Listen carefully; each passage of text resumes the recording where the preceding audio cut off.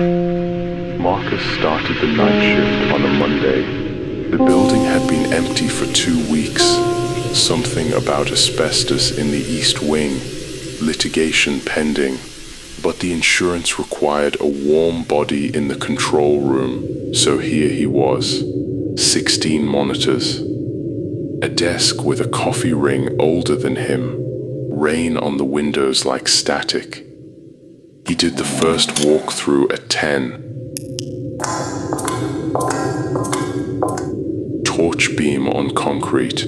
The corridors smelled of cleaning fluid and carpet adhesive. Every door locked.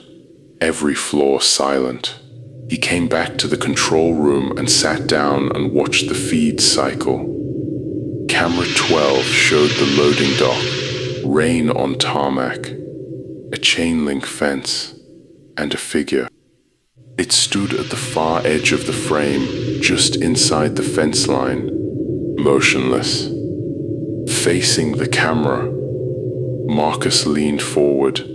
The image was grainy, infrared, green-gray, but the shape was clear.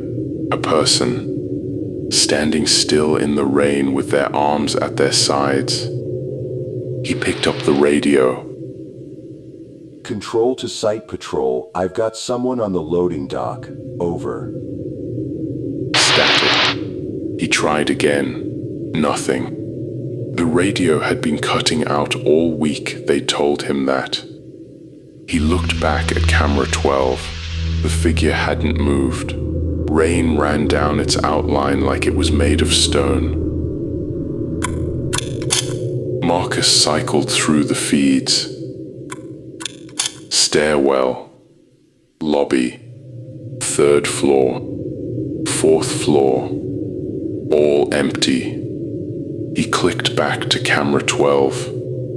The loading dock was empty. The rain fell on nothing. He sat very still. Then he checked camera 7, ground floor corridor, East Wing, and there it was. Same posture, same stillness. Standing in the middle of the corridor, facing the camera, arms at its sides. It had moved from outside the building to inside it without passing through a single door. Marcus checked the locks on his terminal. All green. All secure. Every entrance sealed. He cycled the feeds again. Faster now. Camera 7. Empty. He went through them one by one, his finger hovering, his breath held.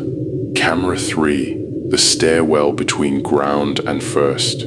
There. Standing on the landing. Same pose. Closer. Thank you for calling. Our office hours are Monday through Friday, 9 a.m. to 5 p.m. Please call back during regular business hours. He called the emergency line. It rang 5 times and went to an automated message about office hours. He tried his mobile. No signal. The control room was in the basement, concrete on all sides. He'd known that. He hadn't cared until now.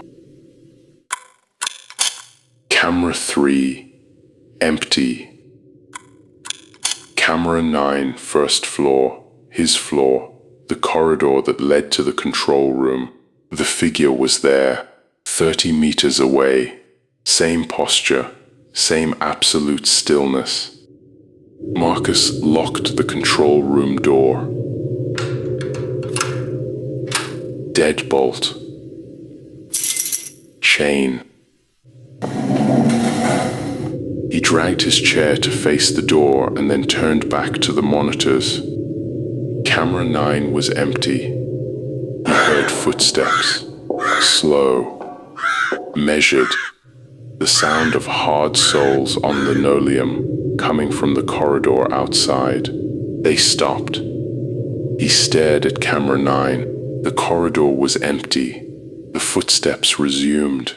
Closer. They stopped again, and this time he heard something else. A sound like breathing, or like rain against glass, except it came from directly outside the door. He did not move. He did not breathe. He watched camera 9 and the corridor was empty and the breathing continued, and then it stopped. Silence. Long silence. The monitors hummed. The rain was distant. Marcus exhaled.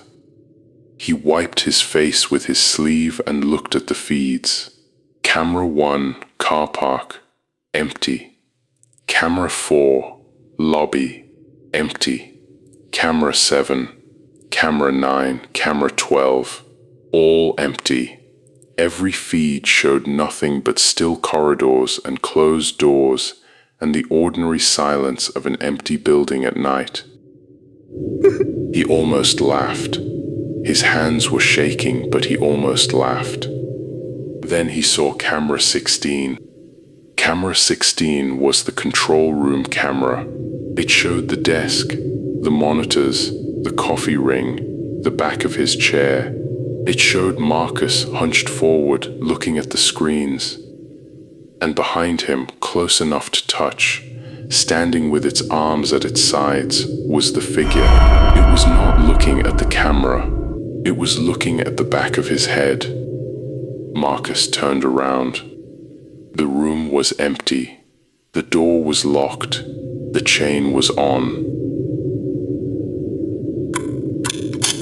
He turned back to camera 16. The figure was still there, still behind him, still looking down at where his head had been. It had not moved.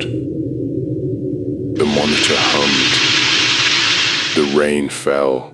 Marcus sat in his chair and watched himself on camera 16, watched the thing that stood behind him that was not there when he turned, and he understood that he could not leave the chair. He could not turn around again. He could only sit and watch and wonder if it was getting closer. And the monitors hummed, and the night was very long.